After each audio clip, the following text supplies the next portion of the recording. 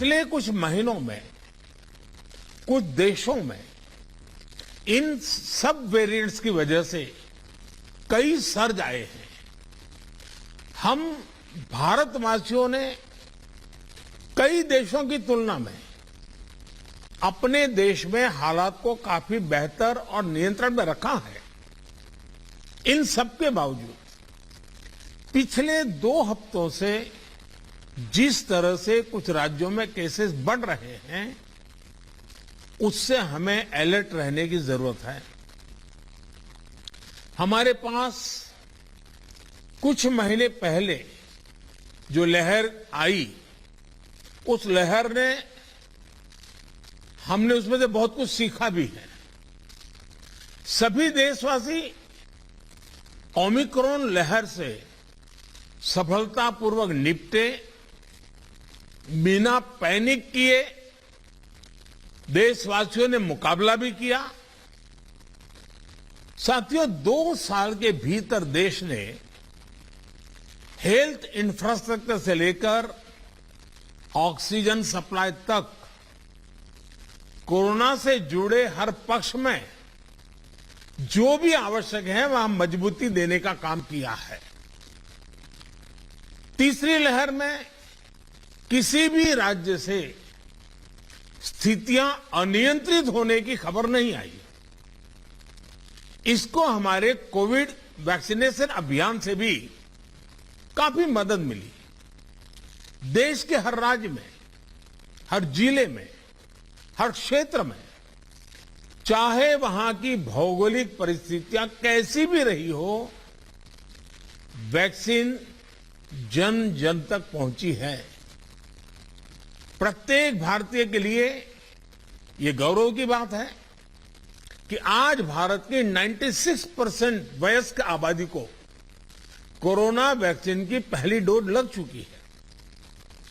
15 साल के ऊपर उम्र के करीब 85% नागरिकों को दूसरी डोज भी लग चुकी है।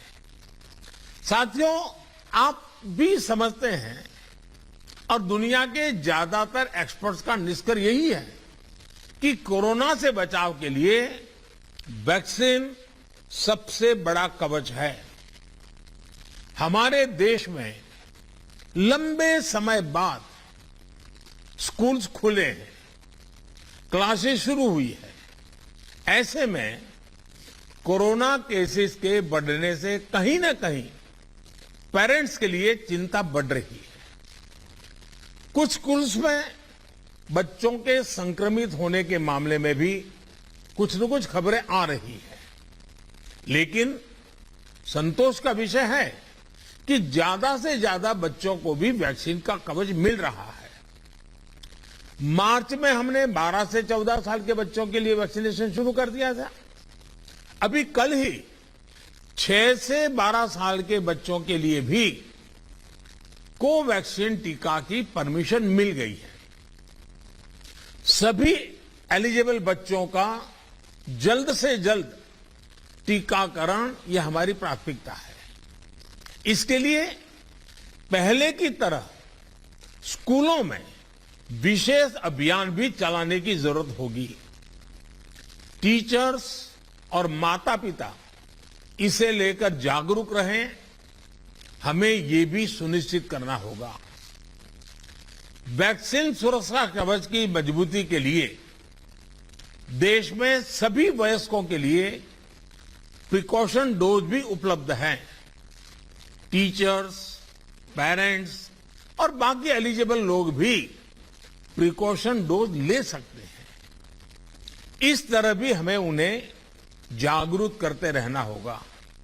साथियों, तीसरी लहर के दौरान हमने हर दिन 3 लाख से ज्यादा केसेस देखे हैं। हमारे सभी राज्यों ने इन केसेस को हैंडल भी किया और बाकी सामाजिक आर्थिक गतिविधियों को भी गति दी। यही बैलेंस आगे भी हमारी स्ट्रेटेजी का हिस्सा रहना चाहिए। हमारे साइंटिस्ट और एक्सपर्ट्स नेशनल और ग्लोबल सिचुएशन को लगातार मॉनिटर कर रहे हैं। उनके सुझावों पर हमें प्रिएम्प्टिव, प्रोएक्टिव और कलेक्टिव अप्रोच के साथ काम करना होगा। इन्फेक्शंस को शुरुआत में ही रोकना हमारी प्राथमिकता पहले भी थी और अब भी यही रहनी चाहिए। आप सबने भी जिस बात का उल्लेख किया, टेस्ट, ट्रैक और ट्रीट की हमारी स्ट्रेटेजी को भी हमें उतने ही प्रभावी तौर पर लागू करना है। आज कोरोना की जो स्थिति है उसमें ये जरूरी है कि अस्पतालों में भर्ती मरीजों में जो हमारे गंभीर इन्फ्लुएंजा के केसेस हैं उनका 100% आरटी-पीसीआर टेस्ट हो। इसमें जो भी पॉजिटिव आते हैं उनका सैंपल जीनोम सीक्वेंसिंग के लिए जरूर भेजें। इससे हम वेरिएंट की समय समय पर पहचान कर पाएंगे। साथियों, हमें सार्वजनिक स्थानों पर कोविड एप्रोप्रिएट बिहेवियर को प्रमोट करना है। साथ ही पब्लिक में पैनिक न फैले, ये भी सुनिश्चित करना है। साथियों, आज की इस चर्चा में हेल्थ इंफ्रास्ट्रक्चर को अपग्रेड करने के लिए जो काम हो रहे हैं उनकी भी बात हुई। इंफ्रास्ट्रक्चर के अपग्रेड का काम तेजी से चलता रहे, ये सुनिश्चित किया जाना चाहिए।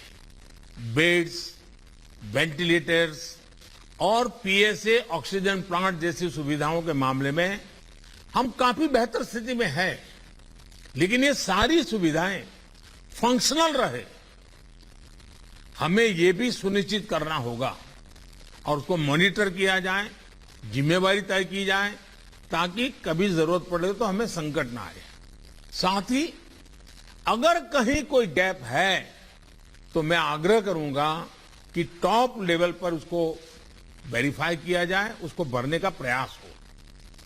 मेडिकल कॉलेजेस, जिला अस्पताल, इन सब में हमें अपने मेडिकल इंफ्रास्ट्रक्चर को भी स्केल अप करना है और मैन पावर को भी स्केल अप करना है। मुझे विश्वास है आपसी सहयोग और संवाद से हम लगातार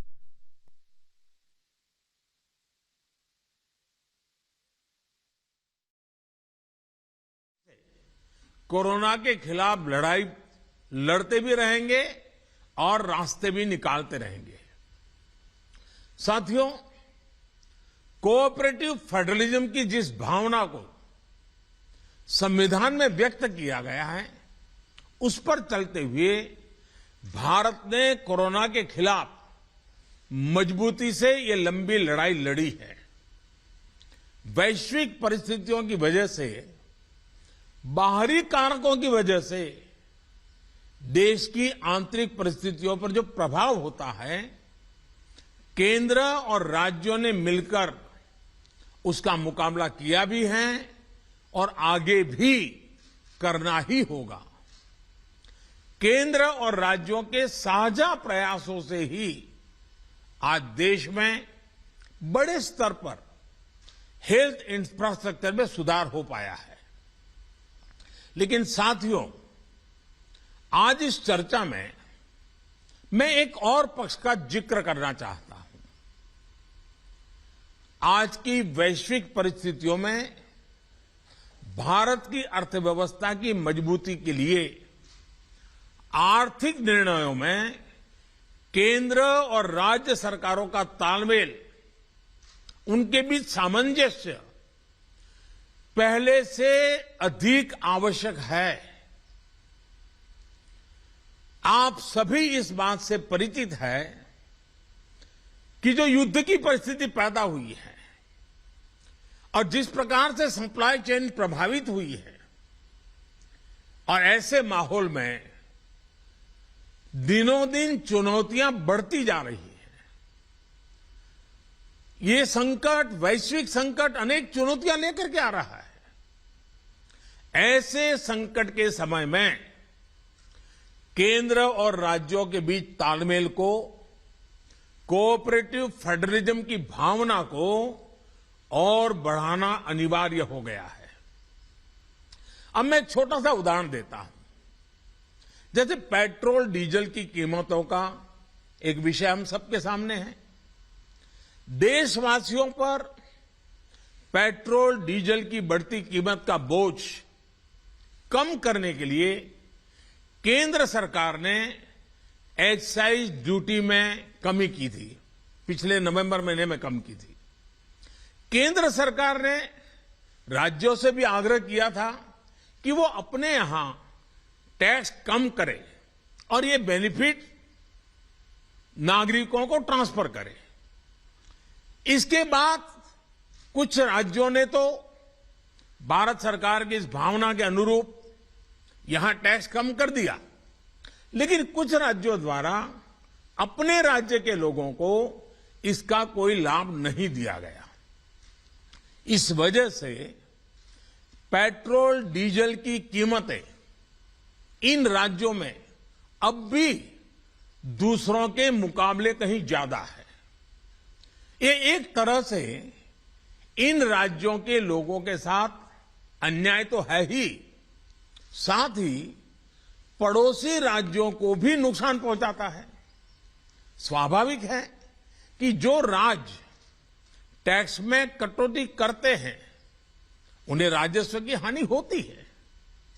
जैसे अगर कर्नाटका ने टैक्स में कटौती नहीं की होती तो उसे इन 6 महीनों में 5,000 करोड़ रुपए से ज्यादा का राजस्व मिलता। गुजरात ने भी टैक्स कम नहीं किया होता तो उसे भी 3,500-4 हजार करोड़ रुपए से ज्यादा का राजस्व और मिलता। लेकिन ऐसे कुछ राज्यों ने अपने नागरिकों की भलाई के लिए, अपने नागरिकों को तकलीफ न हो इसलिए अपने वेट में, टैक्स में कमी की पॉजिटिव कदम उठाए। वहीं गुजरात और कर्नाटक के पड़ोसी राज्य ने टैक्स में कमी न करके इन 6 महीनों में 3,500 करोड़ रुपए से लेकर के 5-5.5 हजार करोड़ रुपए तक अतिरिक्त राजस्व कमा लिया। जैसा हम जानते हैं कि पिछले साल नवंबर महीने में वैट कम करने की बात की थी, सबको मैंने प्रार्थना की थी, लेकिन कई राज्य, मैं यहां किसी की आलोचना नहीं कर रहा हूं, मैं सिर्फ आपसे प्रार्थना कर रहा हूं, आपके राज्य के नागरिकों की भलाई के लिए प्रार्थना कर रहा हूं। अब जैसे उस समय 6 महीने पहले कुछ राज्यों ने बात को माना, कुछ राज्यों ने नहीं माना। अब कई राज्य जैसे महाराष्ट्र, पश्चिम बंगाल, तेलंगाना, आंध्र प्रदेश, तमिलनाडु, केरला, झारखंड, किसी न किसी कारण से उन्होंने इस बात को नहीं माना और उनके राज्य को, नागरिकों को बोझ कंटिन्यू रहा। मैं इस बात में नहीं जाऊंगा कि इस दौरान इन राज्यों ने कितना रेवेन्यू कमाया, लेकिन अब आपसे मेरी प्रार्थना है कि देश हित में आप पिछले नवंबर में जो करना था, 6 महीने डिले हो चुका है, अब भी आप अपने राज्य के नागरिकों को वैट कम करके इसका बेनिफिट पहुंचाइए। आप सब जानते हैं कि भारत सरकार के पास जो रेवेन्यू आता है उसका 42% तो राज्यों के ही पास चला जाता है। मेरा सभी राज्यों से आग्रह है कि वैश्विक संकट के इस समय में कोऑपरेटिव फेडरलिज्म की भावना पर चलते हुए एक टीम के रूप में हम सब मिलकर काम करें। अब मैं कई विषय हैं, बारीकी में नहीं जा रहा हूं, जैसे फर्टिलाइजर। आज हम तो फर्टिलाइजर पर दुनिया के देशों पर डिपेंडेंट है। कितना बड़ा संकट आया है, लगातार अनेक गुना सब्सिडी बढ़ रही है।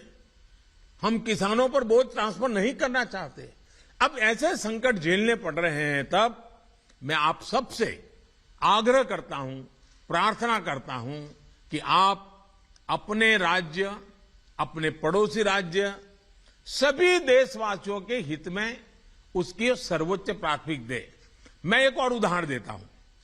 अब नवंबर में जो करना था नहीं किया, इसलिए पिछले 6 महीने में क्या हुआ है, आज चेन्नई में, तमिलनाडु में पेट्रोल करीब 111 रुपया के पास है।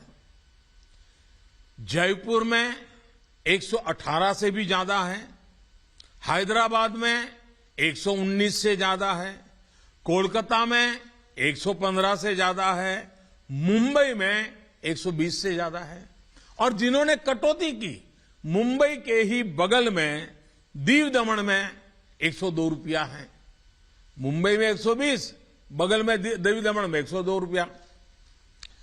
अब कोलकाता में 115, लखनऊ में 105, हैदराबाद में 120 करीब करीब, जम्मू में 106, जयपुर में 118, गुवाहाटी में 105, गुड़गांव में 105 है।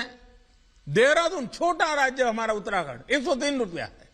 मैं आपसे आग्रह करता हूं कि आप 6 महीने भले जो कुछ भी आपका रेवेन्यू बढ़ा आपके राज्य के काम आएगा, लेकिन अब पूरे देश में आप सहयोग कीजिए। ये मेरी आपको विशेष प्रार्थना है। आज साथियों, एक विषय और जिस पर भी मैं अपनी बात आज कहना चाहता हूं। देश में गर्मी तेजी से बढ़ रही है और समय से पहले बहुत गर्मी बढ़ रही है, और ऐसे समय में हम अलग अलग स्थानों पर आग की बढ़ती हुई घटनाएं भी देख रहे हैं। जंगलों में, महत्वपूर्ण इमारतों में, अस्पतालों में आग की कई घटनाएं बीते कुछ दिनों में हुई है। हम सबको याद है वो दिन कितने पीड़ादायक थे जब पिछले साल कई हॉस्पिटलों में आग लगी, और वो बड़ी दर्दनाक स्थिति थी। बहुत मुश्किल समय था वो। अनेक लोगों को इन हादसों में अपनी जान गंवानी पड़ी थी। इसलिए मेरे सभी राज्यों से आग्रह है कि अभी से हम विशेषकर हॉस्पिटलों का सेफ्टी ऑडिट करवाएं, सुरक्षा के इंतजाम पुख्ता करें और प्राथमिकता के आधार पर करें। ऐसी घटनाओं से हम बच सके, ऐसी घटनाएं कम से कम हो, हमारा रिस्पांस टाइम भी कम से कम हो, जान माल की हानि ना हो। इसके लिए भी मैं आपको आग्रह करूंगा कि आप अपनी टीम को विशेष रूप से इस काम पर लगाइए और बिल्कुल मॉनिटरिंग कीजिए, ताकि देश में कहीं हादसा न हो, हमारे निर्दोष नागरिकों को जान न गंवानी पड़े। साथियों, आप सभी ने समय निकाला, इसके लिए मैं एक बार फिर आप सबका आभार व्यक्त करता हूं, और हमेशा मैं आपके लिए उपलब्ध रहता हूं। कोई भी जरूरी सुझाव आपके होंगे तो मुझे अच्छा लगेगा। मैं फिर एक बार आप सबका बहुत बहुत धन्यवाद करता हूं।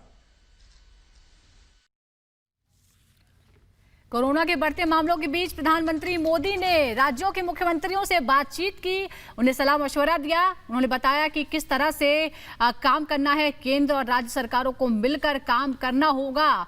इसे खत्म करने के लिए पीएम मोदी ने यह भी कहा कि तालमेल बहुत जरूरी है।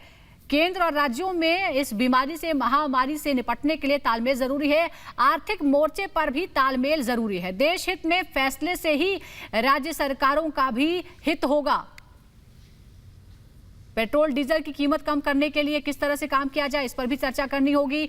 देश हित में तेल पर वैट कम करें। प्रधानमंत्री मोदी ने आज तमाम राज्यों के मुख्यमंत्रियों से कहा कि तेल की कीमत कम करने के लिए राज्य वैट घटाएं ताकि आम जनता को राहत मिले।